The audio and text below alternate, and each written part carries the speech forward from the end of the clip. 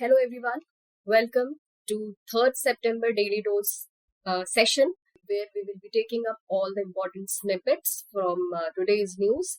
The first in news is CJI, that is Chief Justice of India, flags communal content in media.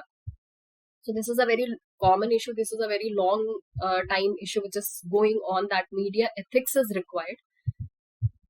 Media ethics is required, and many times, in many circumstances, it has been stated that regulation of media, which is considered as the fourth pillar of democracy, media is the fourth pillar of democracy. It has come under the lenses of various organizations, various institutions, when it has crossed its limits, right? In the name of journalism, in the name of active journalism, they are providing. There are a lot of issues which is going on in the media section, and obviously those issues are quite. They pertain to certain serious questions that media has to ask to itself, that if we are going forward in the same direction, where we will be leading our country to, right? So media ethics, media regulation, it's a very common issue, and it's very going on from a very long period of time, which requires a lot of introspection from the media side, and from the government perspective, from the government side, we require that certain regulation should be specified. In terms of that, the CJI, he flagged the communal content which is there in the media. So he was basically talking about the Delhi riots case, when not Delhi riots, but during the time of pandemic, when Tablighi Jamaat, whatever issues happened with regard to this Tablighi Jamaat, and how the media showcased that particular case, right?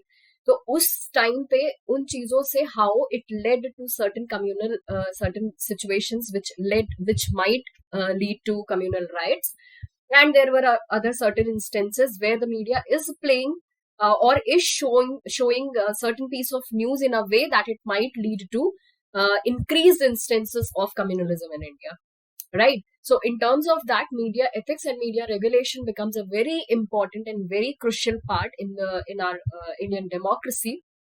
He basically asked what all provisions do we have with regard to regulation of media. So from our side, from our government side, we have Information Technology Intermediary Guidelines and the Digital Media Ethics Code Rules 2021. We have this rule, that is Information Technology Intermediary Guidelines and Digital Media Ethics Code Rules 2021. Just go through the provisions of this. ऊपर से बस देख लेना कि क्या provisions है.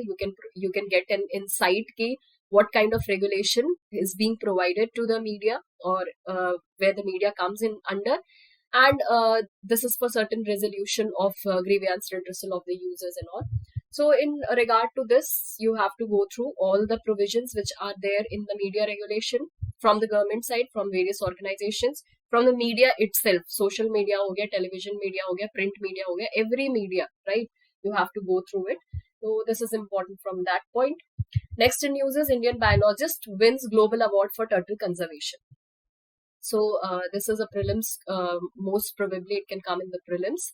So Shailendra Singh is the person who have got this award for turtle conservation. So we have 3 critically endangered these turtles in India, that is the red-crowned roofed turtle, that is Batagur kachuga, then northern river terrapin, that is Batukar baska, and black soft-shell turtle, that is Ninsonia nigricans. These are the 3 turtle category which are under the critically endangered zone, and they have been survived, or they have been conserved by this particular by our winner, that is Shailendra Singh.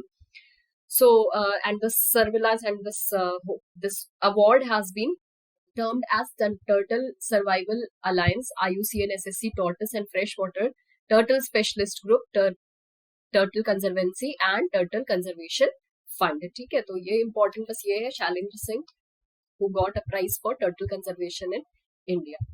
Next is long wait for deputy speaker for Lok Sabha. So ये becomes important again from prelims point of view.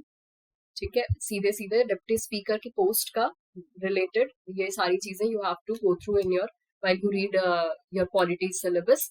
So I have taken down all the important points. The process of electing the deputy speaker of Lok Sabha is mandated under the constitution. So the post of deputy speaker is constitutional. This becomes important, right? It is not by any convention, but it is a constitutional post, the post of deputy speaker, right? Article 93 of the Constitution, it provides for the election of speaker and deputy speaker. The deputy speaker of Lok Sabha is not a subordinate to the speaker of the Lok Sabha. They are responsible for the Lok Sabha and they are the second highest ranking legislative officer, the lower house of the to the lower house of the parliament. So this becomes important that in the line of hierarchy, they stand next to speaker only, right? So they are not subordinate to the speaker, rather they are in the same rank with the speaker. That becomes important. Then it is very well established convention that the position of deputy speaker is offered to the opposition party. The speaker has to be elected from the ruling party. This is by convention, and deputy speaker has to be elected from the opposition party. This is by convention. Post is constitutional. Election is based on convention, right? That who will be a member or who will be the speaker and deputy. So that is by convention. This convention was set up under the Morarji Desai government. That the deputy speaker has to be from the opposition. This convention was adopted during Morarji Desai's time, and for the removal of deputy speaker, we require an effective majority, where excluding the vacancies. What is effective majority? The majority of the house and excluding the vacancies, right? So that becomes important. All these things are important from prelims point of view. Just go through it. That much only is required. Next, Jallianwala Bagh conservation was supervised by ASI, that is Archaeological Survey of India, as said by Culture Ministry. So there are a lot of issues which are going on in pertaining to this Jallianwala Bagh renovation. Recently, a renovation has been done. What they are saying is that it was a massacre, and the way the Jallianwala Bagh, whole thing has been renovated, it is not showing, or it is distorting the history. So there are a lot of conflicts which are coming in this regard, and on that basis the government has said that it is whatever renovation has been done, it is under the supervision of ASI, that is Archaeological Survey. So what becomes important over here is, सबसे पहले तो history में Jallianwala Bagh massacre से related आगे पीछे की सारे incidents now you have to know, ठीक है? What led to this, then what were the circumstances, then what were the implications, what were the changes that were brought after the Jallianwala Bagh massacre. तो उस point of view से history में this becomes important, this topic, right? Next, Durand Line, friction point between Afghanistan and Pakistan. So Durand Line is the line between separating the two countries, that is Afghanistan and Pakistan. अब इसके साथ साथ ये भी important हो जाता है that what is the line which separate Pakistan from India. So there are two lines, Sir Creek line near Gujarat, right, and Radcliffe line which separates India and Pakistan in the northern side, right? And then we have for Afghanistan, for India and China, we have the McMahon line, right, which is not recognized by the Chinese government, but that is there, right? So Durand Line, just go through the history. It is a legacy of 19th century great game between Pakistan and British empires, in which Afghanistan was used as a buffer by the British against the Russian expansionism to its east. Agreement demarcating what came to be known as Durand Line was signed on November 12, 1893 between the British civil servant Sir Henry Mortimer Durand and Amir Abdur Rahman, the then Afghan ruler. So इतना important है history के लिए. And then go through the map of this कि कहाँ से कहाँ तक and which areas come near the border. दो इंडिया के पर्सपेक्टिव में नहीं important है, but at least you should know कि कौन सी important cities जो है they come nearby this area, right? And the same thing you can repeat for this Indian lines also. Next, PIB news. Blue straggler, bigger and bluer star formed when one star eats up another. So this was related to something related to science and technology. So blue stragglers, what are they? They are the class of stars which are open or globular clusters that stand out as they are bigger and bluer than the rest of the stars. That had intrigued the scientists who have for long probed their origin, right? So it was an intriguing factor which came into being when the scientists saw that it becomes bluer and bluer. Why these stars are bluer than others? So there are certain phenomena, and these cluster of stars which were bluer than the other or which were more brightening, they came to be known as blue stragglers. Why stragglers? That we will know.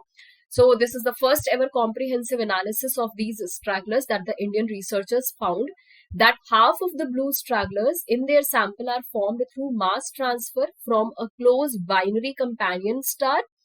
1/3 are likely from the collision of two stars, and the remaining are formed through interactions of more than two stars. So basically hota kya hai ki when a cloud of stars or cloud of this dust and all these things, they burst, so there is a creation of stars, you know that, right? Some of them, they move away from their origin of clusters or from their parent clusters. They become brighter and they leave and they turn into red giants. Few stars or some of these stars, they remain into the clusters. अब उनमें भी categorization हो जाता है that some remain there within the clusters, but some are there which seems to become a red giant, but they remain bluer. They don't get converted completely into the red giants, right? तो उन्हीं stars को blue stragglers बोला गया है. Reason भी उसका है that a bunch of stars, they born at the same time from the same cloud of star cluster. As time passes, each star evolves differently depending on its mass. Then the most massive and bright stars evolve and move from their main sequencing, creating a bend in their back, which is known as the turn-off, right? Then, so I have written this. They termed as the turn-off, जो कि एकदम अलग हो जाते हैं, and then their light, they get bent. Then stars above this bend, they are brighter and hotter than the stars, and they are not expected in clusters as they leave the main sequence to become red giants. In 1853, Alan Sandage was the person who found that some stars seem to be hotter than the turn-off of the parent star, right? Cluster. Initially, these blue stars were straggling above the turn-off, but not part of these clusters. So this is how this whole phenomena takes place. कि temperature कम होता जाता है, luminosity बढ़ती जाती है, and red giants, they are very hot. They appear in the hotter regions. Then later studies confirm that these stars, which remain under the clusters, but they are more brighter, they are indeed cluster members only, and they were formed or known as the blue stragglers. The only probable way that how these stars remain in the cluster and still they remain so bright, so they can still be present in the clusters, is that if they somehow acquired the extra mass along the way while they remain in the main sequence of their clusters. So more than 54% of these blue stragglers, they are formed through mass transfer from a close binary companion. 30% of the blue stragglers, they are likely to form through collision of two stars, through which they gain the mass. And 10 to 16% of blue stragglers, they are formed through the interaction of two stars. So important, again from prelims point of view only, बहुत ज़्यादा detail में नहीं देखना है, but you should know कि blue stragglers होते क्या हैं, how they are formed, what is the reason for their formation, and how they are different from the red giants. This was required only, this much is needed in this and important from the prelims perspective. So this is it for today. We'll meet tomorrow again at the same time. Thank you, class. Subscribe to our YouTube channel and press the bell icon on the YouTube app and never miss another update from Civils Daily.